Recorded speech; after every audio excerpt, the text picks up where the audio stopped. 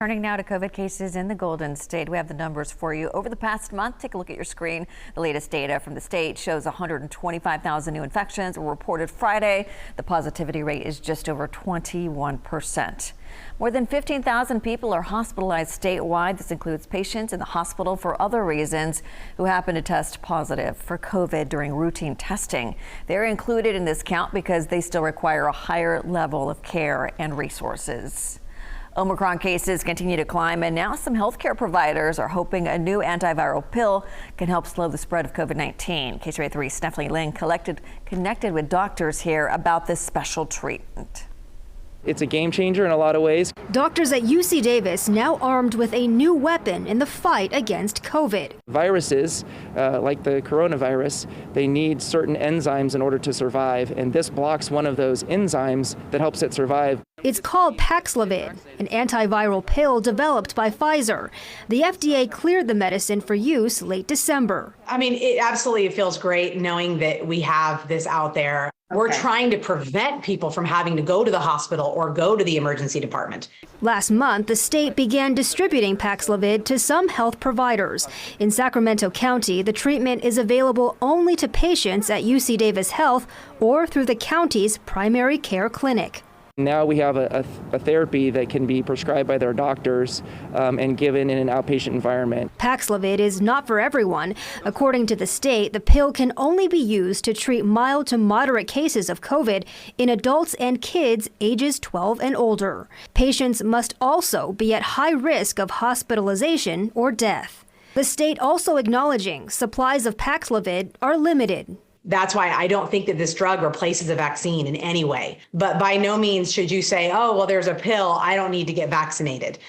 Please, the vaccine is incredibly important to prevent you from getting severe illness or ending up in the hospital. There's so many infections right now that across the country that there's just not enough medication to treat all of the people who need it at this time. Reason why UC Davis is providing the pill only to its highest risk patients.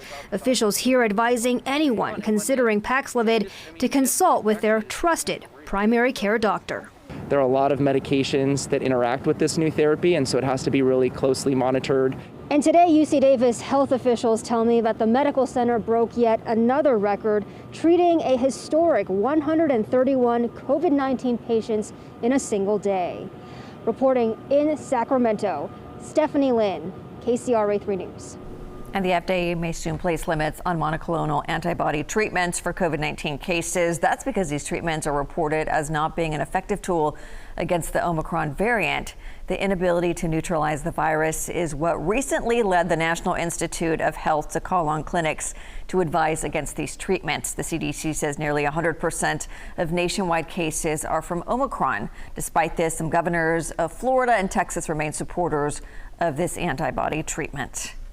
Some good news. The U.S. is seeing some progress in the fight against COVID-19 and the pandemic. More than 63% of Americans are fully vaccinated, according to the CDC. One study from the agency also found booster shots are 90% effective at preventing hospitalizations. And the Omicron variant has shown to cause less severe illness than the Delta version. However, doctors say the bottom line is the sooner more people can get vaccinated, the sooner the world can get an upper hand on the pandemic. People have just chosen not to be vaccinated, and that's their choice, and we will continue to provide their care. But the ones who are not vaccinated are the ones who are flocking to the hospitals right now, and that's creating the problem. COVID-19 hospitalizations are down roughly 11% in the Northeast and down 6% in the Midwest, according to data from the Department of Health and Human Services. On the other hand, hospitalizations are on the rise in the west and south parts of the country as we speak. In other news, tensions are rising with the British government accusing Russia of plotting to replace Ukraine's government and implement a pro-Moscow administration. Just this last week, President Biden predicted Russia will invade. KCRA 3's Christopher Salas is live in Washington with the very latest. Christopher, good morning. Leticia, good morning. The White House is calling the UK's assessment, quote, deeply concerning. Meanwhile, Russia is denying the allegations. President Joe Biden meeting with his national security team at Camp David Saturday on Russia's aggression against Ukraine. At least one U.S. lawmaker believes invasion is imminent. We have seen massive amounts of tanks, planes, and ships moving from east to west to the Ukrainian border. And it's not just the numbers, it's the types of troops. Meanwhile, U.S. equipment began arriving in Ukraine over the weekend after U.S. Secretary of State Antony Blinken met with Russia's top diplomat. We agreed as well that further diplomatic discussions would be the preferable way forward. But again, it is really up to Russia to decide which path it will pursue. Blinken warned any invasion of Ukraine would be, quote, met with a severe and a united response. When asked if an invasion is likely, Russia's foreign minister said, Russia is demanding a guarantee from the U.S. Ukraine will never join NATO, and the military alliance won't expand further east.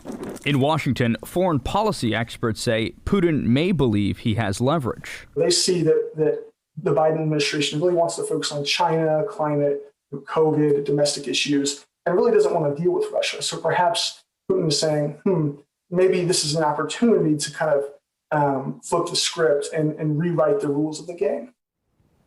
And the White House said that the Biden administration will send written concerns to Russia later this week regarding their demands. In Washington, I'm Christopher Salas, KCRA 3 News. Christopher, thank you for your report this morning.